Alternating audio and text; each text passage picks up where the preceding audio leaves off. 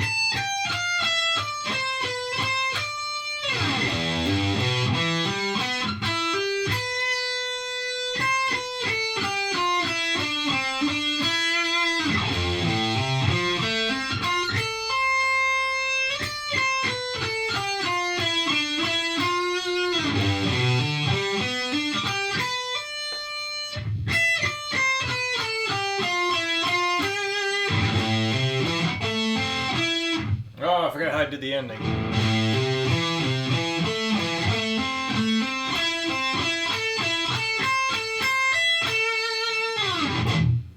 Kind of a coil type deal at the end there.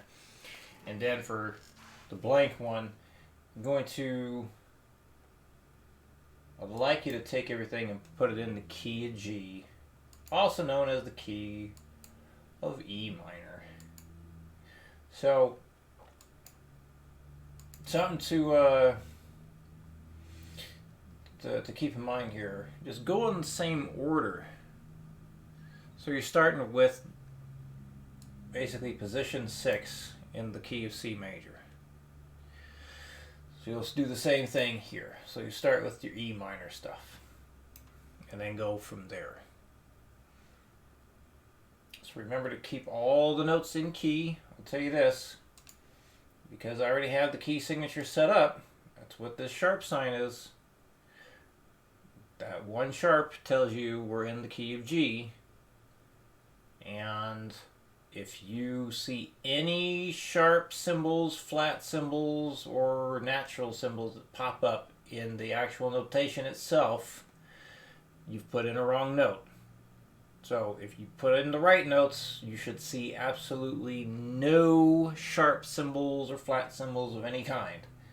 So keep that in mind when you work on this guy. Okay. So I do want to hear you demonstrate the stuff like this here, moving forward. And we were kind of pressed for time yesterday, kind of getting caught up with what we're doing and all that. I do want to have a bit more structure going forward, because I can just give you random stuff all the time. If you're happy with that, well, fair enough. With the theory, that could go somewhere. Maybe we should do more creative writing stuff, depending on if you want to, have push the writing envelope, I guess you'd call it. Taking the things we have done so far and applying it to writing. We could do things like that. That's one reason I asked about like the sight reading stuff, basically being able to read whatever rhythm you come across, which also ties into just making you a better player all around, because we'd find rhythms that you're not so great at and then go from there and improve things that way. So and then again, like this right here is kind of a rhythmic, well, it is rhythmic. It would be like, I do stuff like this with most people when it comes to learning rhythm counts and pushing the rhythm and all that stuff. Let's see, what else was I gonna say? Yeah, like with the coil stuff, because like I basically like work with like 2, 3, and 4 note coils, and it's really the same kind of thing. You have like a big old big long thing you can work on, and then just break it down into small pieces. So maybe that's the thing I could do. Write up a very long, like a hefty coil type thing, and then ask you to break it down. So this way, because the whole part of these, or a big point of these lessons, is to get you and everyone else to understand, well, how do you practice? How do you break these things down? How can we simplify stuff in order to make progress happen? Because that's a big thing. Slowing things down enough or breaking things down in such a way that you're able to get progress going. So let's demo this guy here. So yeah, next week definitely want to go over this. Making videos and sending that over beforehand would be great. So this way I can try watching anything beforehand, and if I can't watch it beforehand, I'll watch it at the very start of the video or the very start of the lesson, and I'll just skip around just to get an idea of how things are going. But anyway, let's demo this guy without the repeat first. And yes, here we go. 1, 2, 60 beats per minute. 1 and a 2 and a 3 and a 4 and a 1 and 2 and 3 and 4 and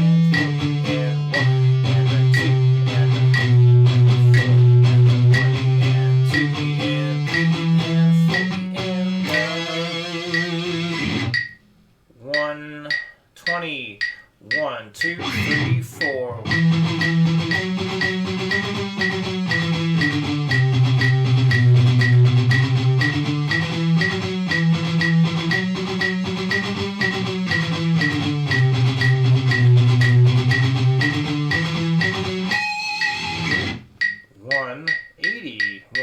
1, 2, 3, 4.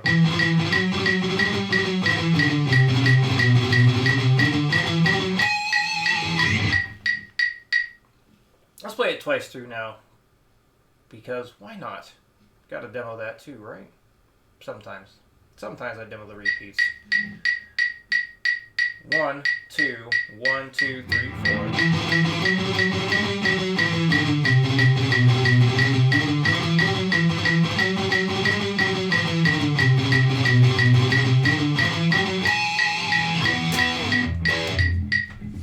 Okay. Let's do something with those arpeggios as well. I want to bring up a backing track. Let's see.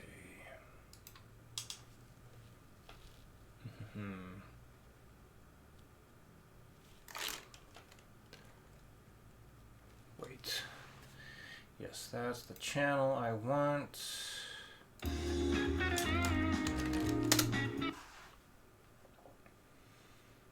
Do I like this track?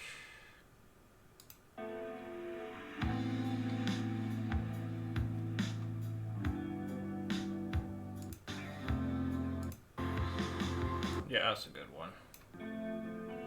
Okay. So this is in the key of A minor, or key of C major, but it's based around the A minor chord. So it's more appropriate to say A minor.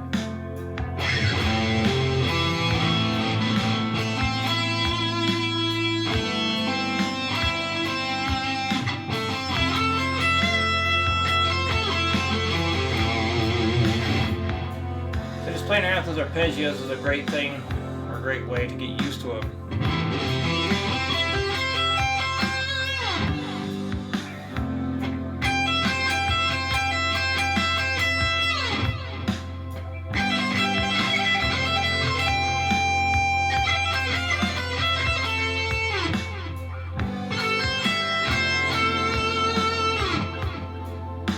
I like to throw them in here and there and play notes around them.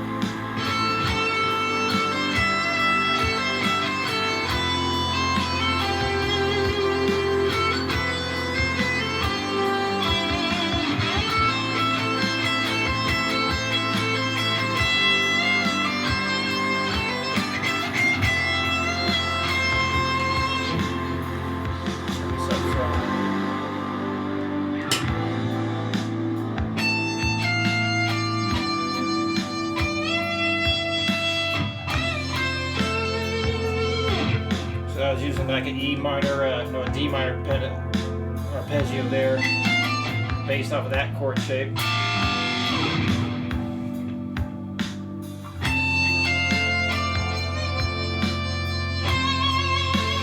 Just hit a note below that because it just sounds good to me.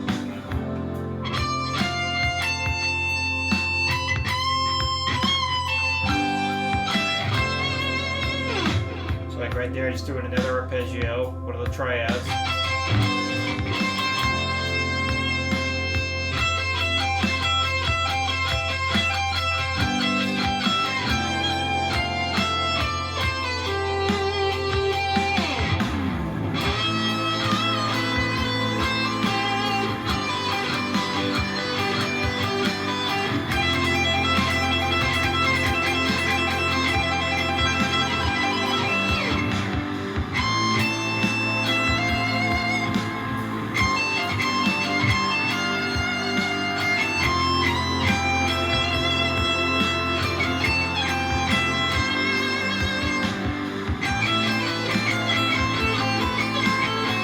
Whoops! Ha ha! That's part of improv though, goofing up.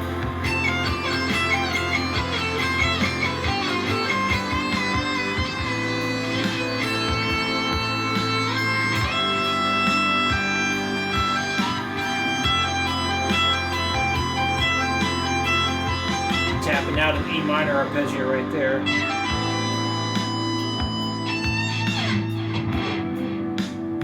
So yeah. Just throw in the arpeggios and the chord shapes that you've learned and see what you come up with that you like. And that A minor chord.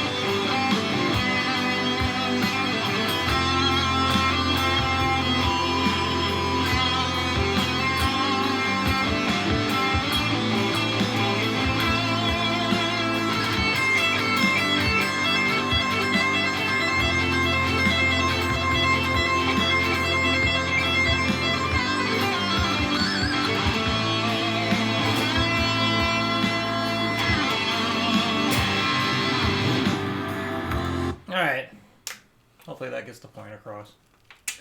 So, just wanted to demonstrate all kinds of things you could do with the arpeggios, and then, you know, there was a good amount of stuff in there that just didn't sound great to me at the beginning, but, you know, the more you get acquainted with the backing track, you find stuff that sounds good to you.